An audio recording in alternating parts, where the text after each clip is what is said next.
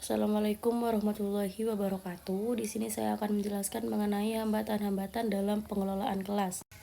Adapun 3 hambatan-hambatan dalam pengelolaan kelas. Yang pertama yaitu lingkungan fisik.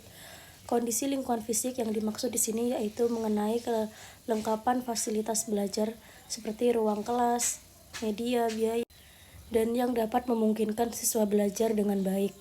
Fasilitas menjadi masalah yang cenderung tidak diperhatikan guru dalam manajemen kelasnya. Dan inilah yang dapat memunculkan adanya masalah dalam proses belajar mengajar dan materi yang guru berikan pada siswa. Yang kedua yaitu kondisi sosioemosional.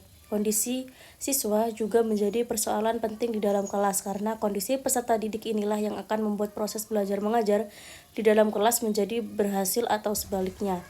Yang ketiga yaitu organisasional. Beralih ke kondisi organisasional yang langsung berkaitan dengan faktor internal dan faktor eksternal siswa. Faktor internal ini berkaitan dengan keluarga. Dapat ditemukan pada informan-informan ini memaparkan bahwa keluarga ialah suatu organisasi yang utama dalam diri peserta didik. Jadi, jika siswa ini di lingkungan keluarganya baik, maka di sekolah pun pasti akan mengikuti baik pula.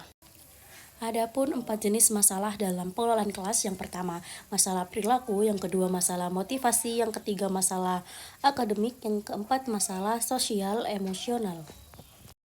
Adapun cara mengatasi hambatan-hambatan dalam pengelolaan kelas.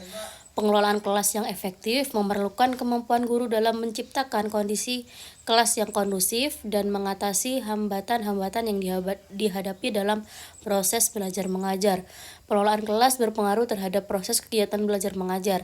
Tujuan utama mengatasi hambatan atau masalah kelas adalah agar proses pembelajaran berjalan lancar dan tujuan pendidikan tercapai secara optimal. Oleh karena itu, hal pertama yang harus dilakukan guru dalam membangun kesadaran bagi siswa untuk bisa hidup secara bermartabat.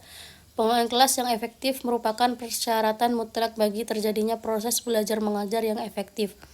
Untuk mengatasi hambatan-hambatan tersebut, guru harus menggunakan berbagai strategi seperti memberikan ganjaran bagi ketepatan waktu, penyelesaian tugas siswa, penetapan norma kelompok yang produktif, pengaturan ruangan atau benda-benda dalam kelas, dan sebagainya. Sekian dari saya, kurang lebihnya mohon maaf. Wassalamualaikum warahmatullahi wabarakatuh.